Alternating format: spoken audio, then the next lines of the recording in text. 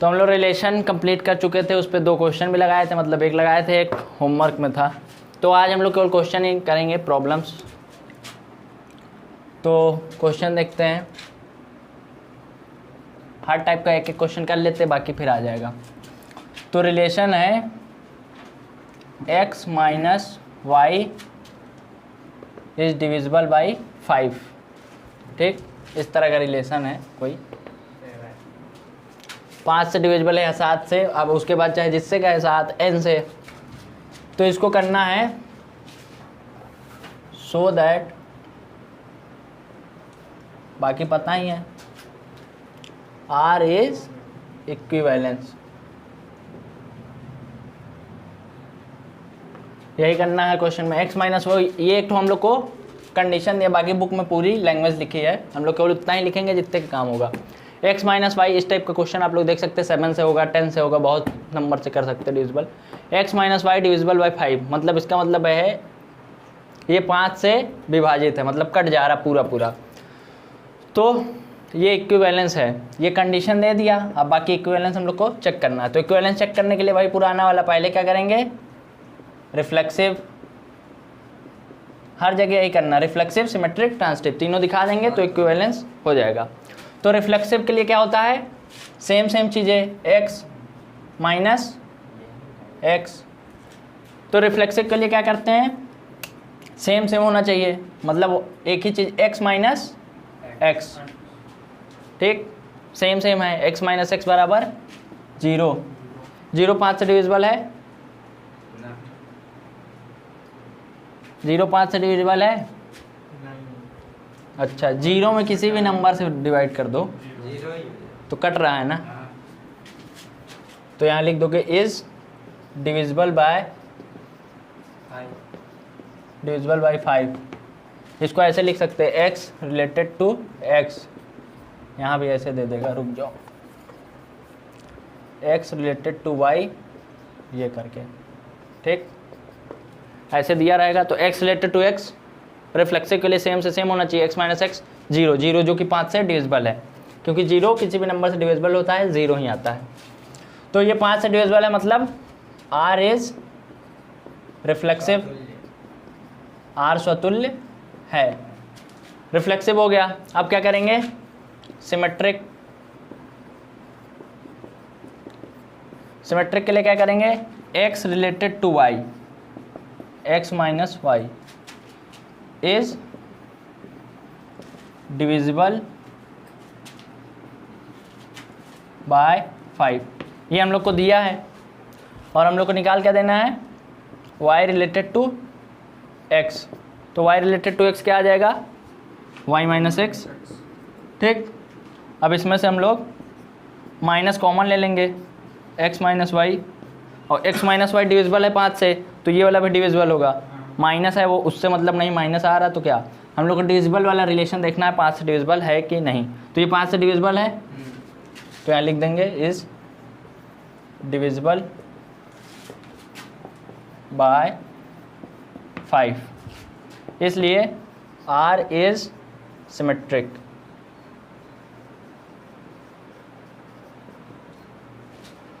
R reflexive हो गया, R symmetric हो गया। क्या किए, x related to x, x y दिया था रिफ्लेक्सिव के लिए सेम तो x माइनस एक्स 0 जो कि 5 से डिविजिबल है। फिर यहाँ पे क्या किए, x रिलेटेड टू y, तो y रिलेटेड टू x होना चाहिए, x माइनस वाई 5 से डिविजिबल है, दिया है कंडीशन। तो इसको हम लोग क्या लिख सकते हैं, y माइनस एक्स लिख दिए, फिर माइनस कॉमन ले लिए, x माइनस वाई जो कि 5 से डिविजिबल है, इसलिए ये भी डिविजिबल होगा, इसलिए ये सिमेट्रिक है, रिफ्लेक्सिव है। तो हम लोग रिफ्लेक्सिव देख लिए, सिमेट्रिक देख लिया। अब ट्रांसटिव अगर ये हो जाएगा तो इक्विवेलेंस है। तो ट्रांसटिव के लिए क्या करते हैं, ट्रांसटिव के लिए क्या, रिफ्लेक्सिव में 1, सिमेट्रिक में 2, ट्रांसटिव में 3 चीज़, लेकिन यहाँ पे हम लोग को 2 ही चीज़ है।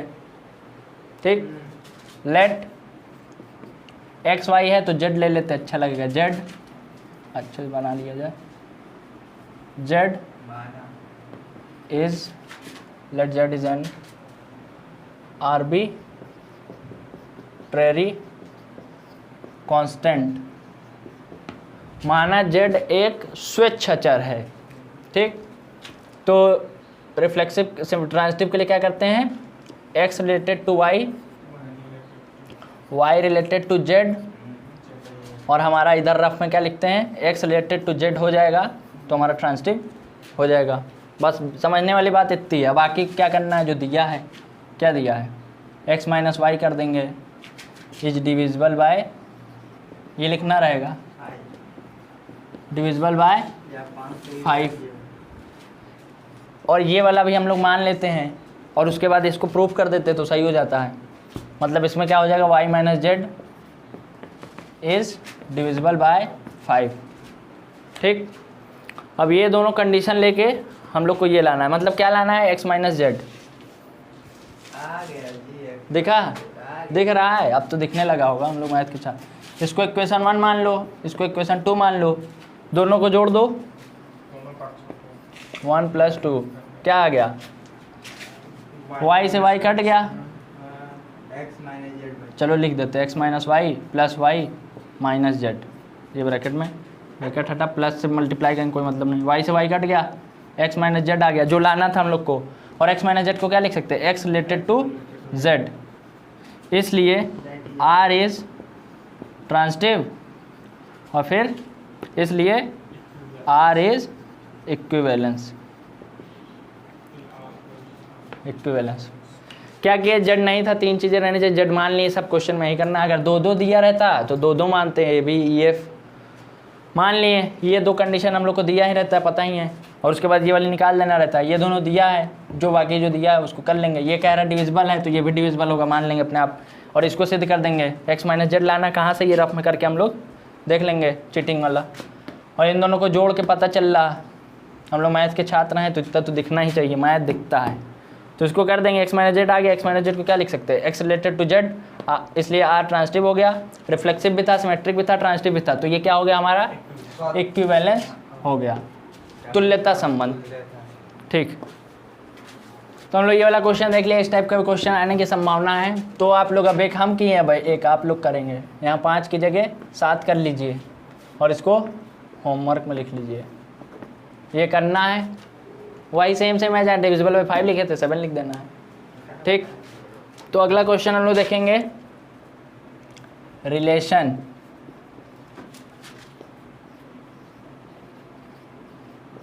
Parallel line in a plane is, ठीक, optional A B C D. Option क्या लेना है, वही जो चार्ट हम लोग पढ़े हैं वही देखेंगे, रिफ्लेक्सिव, सिमेट्रिक, ट्रांजिटिव, और लास्ट क्या है, इक्विवेलेंस।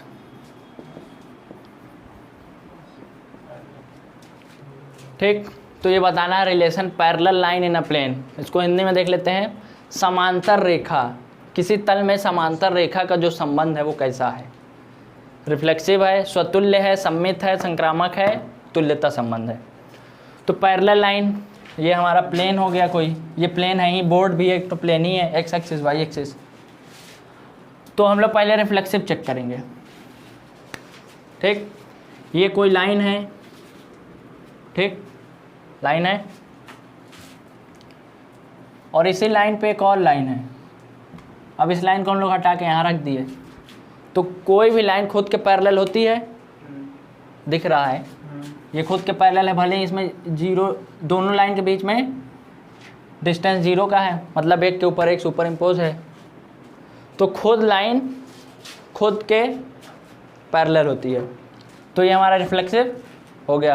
एक दूसरे के मतलब देखो, एक तो लाइन है, ये खुद के पैरेलल है कि नहीं, खुद के तो पैरेलल है ही, तो किसी पे खींच दो एक और लाइन, खुद के तो पैरेलल है ना, तो हमारा ये रिफ्लेक्सिव हो गया। अब सिमेट्रिक के लिए क्या चेक करना पड़ेगा, एक लाइन है और दूसरी लाइन है, 2 चीज़ लेना है, पहली लाइन दूसरे लाइन के समांतर है, तो दूसरी लाइन में पहली लाइन के समांतर है, दिख रहा है, तो सिमेट्रिक भी हो गया। ट्रांजिटिव के लिए पहली लाइन दूसरे के समांतर है, दूसरी लाइन तीसरे के समांतर है, तो क्या ये पहली लाइन है, ये दूसरी लाइन है, ये तीसरी लाइन है, पहली दूसरे के समांतर है, दूसरी तीसरे के समांतर है, तो क्या पहली समांतर है दूसरे के, दूसरी तीसरे के। तो क्या पहली तीसरे के भी समांतर है? दिख रहा है, ये भी समांतर है, मतलब ट्रांसिटिव भी हो गया। तो मतलब ये कौन सा हो गया? इक्विवेलेंस। समझ में आया? पैरेलल लाइन है, खुद के खुद से कोई भी लाइन पैरेलल होगी। 2 है, ये इसके पैरेलल है तो ये भी इसके पैरेलल दिख रहा था साफ साफ। पहली दूसरे के, दूसरी तीसरे के, तो पहली वाली तीसरे के दिख रहा है। तो ये क्वेश्चन ऑप्शनल में आ सकता है, बाकी लिख के कर ही लोगे, 2-3 तो बता चुके। अब इसी पे अगला क्वेश्चन ले लेते हैं हम लोग। तो ये वाला क्वेश्चन आप लोग को समझ में आ गया, तो हम उम्मीद करते हैं कि अब आप लोग एक क्वेश्चन हमें करके दिखाएंगे। कुछ नहीं, बस एक लाइन बदल देंगे यहाँ पे,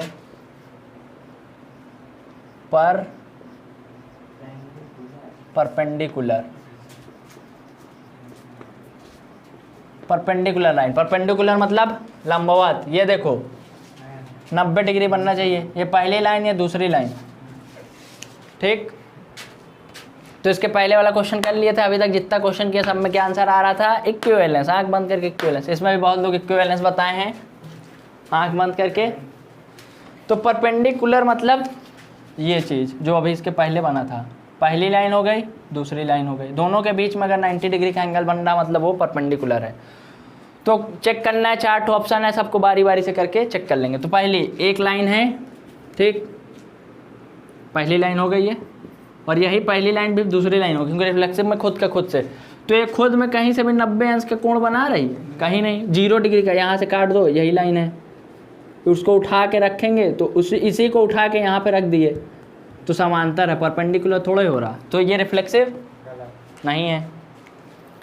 अब बात करेंगे सिमेट्रिक की। तो सिमेट्रिक के लिए बना है पहले से हम लोग के पास, पहली लाइन दूसरी लाइन, पहली लाइन दूसरे के लंबवत है, परपेंडिकुलर है, और दूसरी लाइन भी तो 90 अंश बना रही है, हैं?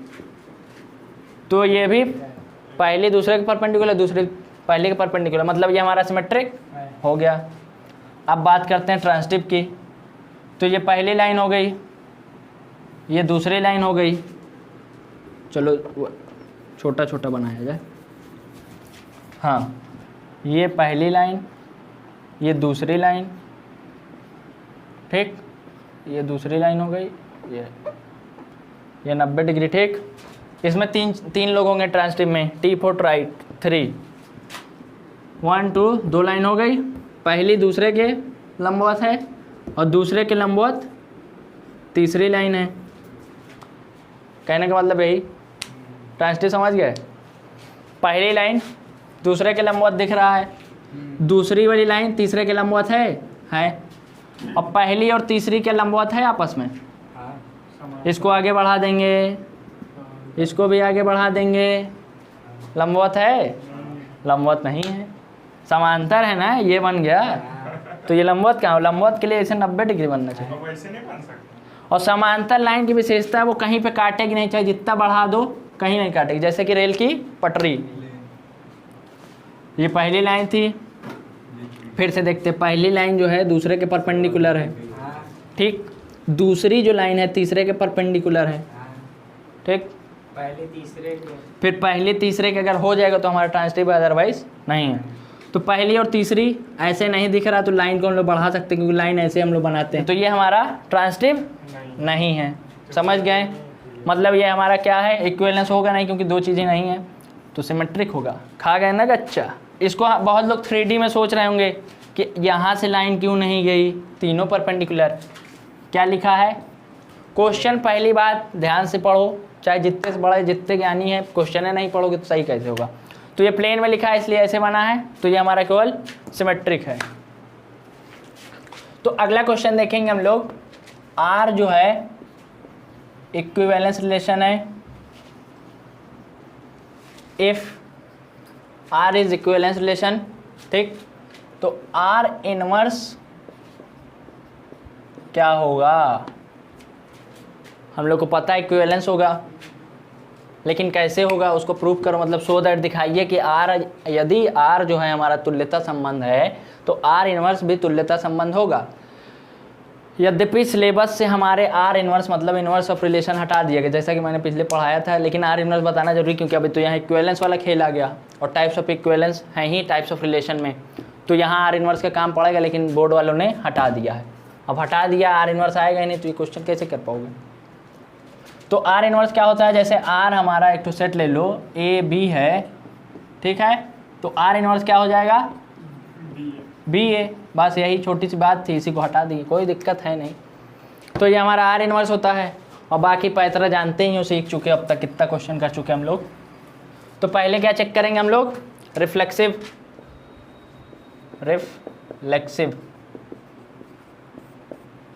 तो हमारा ले लेंगे क्या, ए सेम होना चाहिए, ए बिलोंग्स टू आर इनवर्स, नहीं आर ले लो, पहले आर ले लेते फिर आर इनवर्स, आर, तो इसका आर इनवर्स क्या होगा, ए बिलोंग्स टू आर इनवर्स, और कह रहा है कि आर जो है हमारा तुल्यता संबंध है, इज इक्विवेलेंस, ठीक, और ये भी तो सेम ही चीज़ आ गई ना, तो ये भी हमारा क्या हो जाएगा इक्विवेलेंस, हाँ, मतलब ये रिफ्लेक्सिव है, तुल्यता संबंध टोटल में है, लेकिन अब यहाँ पे हम लोग सेम का चेक कर रहे हैं, इक्विवेलेंस टोटल आर को बोल रहा, तो मतलब इसका रिफ्लेक्सिव होगा तभी तो इक्विवेलेंस है, मतलब ये यहाँ पे रिफ्लेक्सिव के लिए चेक करेंगे तो ये रिफ्लेक्सिव है तभी तो तुल्यता है, हम लोग रिफ्लेक्सिव चेक कर रहे हैं तो ये रिफ्लेक्सिव है। आर हम लोग खुद से मान लिए, लेट उट लिख लोगे, let a belongs to R, then R inverse, ठीक, आर इनवर्स निकालना मतलब पलट देंगे, सेम चीज़ है तो सेम ही आएगा, तो ये भी तो हमारा रिफ्लेक्सिव हो गया, मतलब ये हमारा reflexive, R inverse is reflexive, ठीक। ए आर इनवर्स निकाले, ए आ गया, वो रिफ्लेक्सिव है तो ये भी रिफ्लेक्सिव है। अब बात करते हैं सिमेट्रिक की, हम लोग ने इसका रिफ्लेक्सिव चेक कर लिया, आप क्या चेक करेंगे, सिमेट्रिक। सिमेट्रिक में क्या है, दो लोग आ जाएंगे, सीधी सी बात, let a B belongs to R inverse, मान लिए खुद से, आर मानो आर इनवर्स, बाद में उसको हम लोग आर निकालेंगे ना अभी, तो पलट जाएगा, ठीक, ये मान लिए, तो आर हमारा क्या हो जाएगा बी कॉमा ए, ठीक, आर जो है हमारा क्या है सिमेट्रिक है, ठीक, जब रिफ्लेक्सिव के ऊपर ही लिख देंगे आर, ये दिया ही है तो इसलिए वो रिफ्लेक्सिव होगा आर, क्योंकि वो इक्विवेलेंस है, तो सिमेट्रिक भी होगा तभी तो इक्विवेलेंस है, आर हमारा सिमेट्रिक है, ठीक, पता चल गया ये सिमेट्रिक। यहाँ पे हम लोग क्या निकाले हैं, प्रतिलोम संबंध से, फ्रॉम,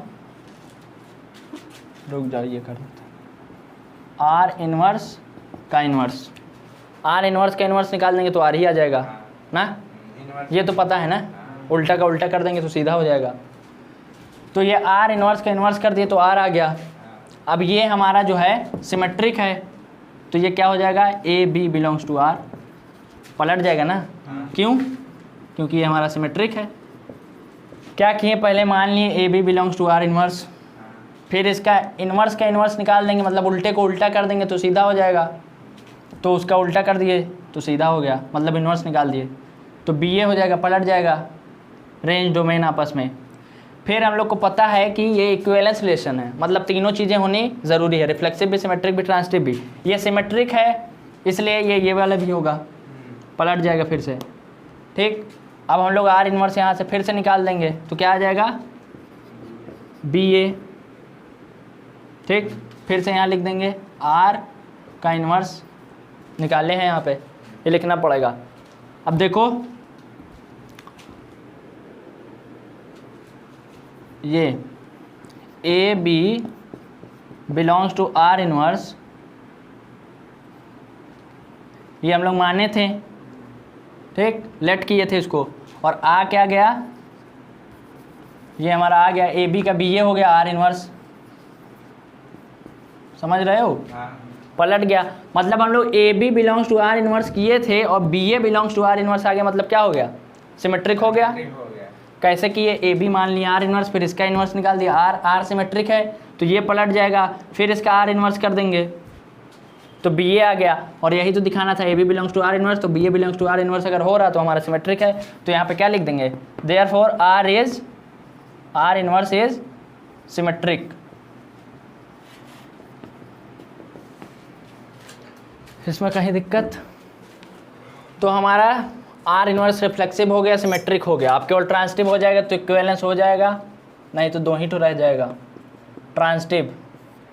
ठीक, ट्रांसटिव में हम लोग को 3 चीज़ें माननी है, लेकिन यहाँ पे तो एक दिया है, ना 2 दिया है, ना 3 दिया, कुछ नहीं दिया।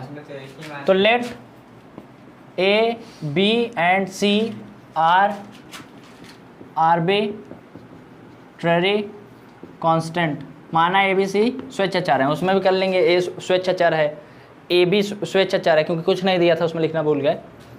ए बी सी इसी तरह लिखेंगे सब में। ठीक, उसके बाद क्या करना रहता है, ए रिलेटेड टू बी, या वैसे लिख लेते हैं, a B belongs to R and b c belongs to R inverse. Inverse लगा लेते हैं, क्योंकि इनवर्स में ए सी अगर आ गया, R inverse A C belongs to R inverse आ जाएगा हमारा, तो ट्रांसटिव हो जाएगा। अब यही चीज़ लाने के लिए हम लोग खेल करेंगे इसमें। तो क्या कर सकते हैं, इसको आर इनवर्स है, हम लोग को क्या पता है आर इक्विवेलेंस है, तो पहले हम लोग इसको आर में निकाल लेंगे। आर इसका क्या हो जाएगा, गुणा करेंगे तो बी ए हो जाएगा, हैं क्या बी ए, बी कॉमा ए हो जाएगा, बिल्कुल सही। और एंड यहाँ क्या हो जाएगा, आर सी कॉमा बी। अब हम लोग को पता है ये आर जो है, यहाँ लिख देंगे, चूँकि आर इज ट्रांसटिव, मतलब कि ए बी सी बी, ठीक, बी ए सी बी। तो यहाँ का आगे वाला रहता था और यहाँ का पीछे वाला, ठीक है। तो इसको हम लोग ऐसे लिख सकते हैं, c b belongs to R, इसको पहले लिख दे रहे हैं और इस चीज़ को बाद में लिख दे रहे हैं, b A belongs to R. कुछ नहीं, बस ये एंड लिखा था ना, एंड से तो इसको हम इधर करके लिख दे, इसको इधर करके लिख दे। क्यों? क्योंकि हमें पता है यहाँ पे ये वाला और इसका ये वाला कौन सा है, ये आगे वाला और पीछे बीच में कुछ कॉमन होना चाहिए। तो बीच में अब यहाँ पे बी कॉमन हो जा रहा है, ठीक, तो इसीलिए इसको इधर लिख दिए। बाकी यहाँ से दिख रहा क्या कट सकता है, बी पहले ही बताया समझने के लिए, जो कॉमन है उसको हटाना रहता है, तो ऐसे लिख लिए, ठीक। बी भी कट गया, सी ए बचा, तो सी, तो यहाँ लिख देंगे इज ट्रांसटिव, ऐसे लिखेंगे ट्रांसटिव। ये ट्रांसटिव है, आर ट्रांसटिव है, क्योंकि आर इक्विवेलेंस है, वो दिया है। अब इसका आर, ये आर ट्रांसटिव है, तो ये कंडीशन क्या हो जाएगी, बी हट जाएगा, सी ए बिलोंग्स टू आर, ठीक, सी ए बिलोंग्स टू आर हो गया। ये हमारा ट्रांसटिव है। अब इसका आर इनवर्स निकाल देंगे तो क्या आ जाएगा, a C belongs to R inverse, और यही तो दिखाना था, A B belongs to R inverse, b c belongs to R inverse, तो a C belongs to R inverse. समझ गया क्या किए, पहले कुछ नहीं पता था, let a B c are arbitrary constant, क्योंकि इसमें 3 लोगों की साझेदारी होती है। मान लिए ए बी सी स्वेच्छाचार हैं, क्योंकि कुछ नहीं पता था, और उसके बाद क्या करना रहता है, a B belongs to R inverse, b c belongs to R inverse.